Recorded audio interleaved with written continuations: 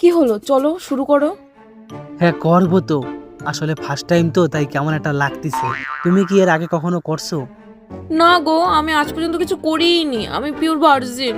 আচ্ছা যাক, শুনে ভালো লাগলো। আর আমার বন্ধুরা কয় কি তুমি নাকি অনেকবার করছো, ওই জন্য আমি মেশিন কিনে নিয়ে আইছি।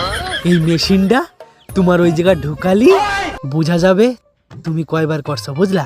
আর যখন এখানে মেশিনে জিরো লেখা উঠবে তখন আমার বন্ধুকে দেখাই দেবো তুমি পুরো ভার্জিন। থাক থাক, এই মিটারটা লাগাতে হবে না।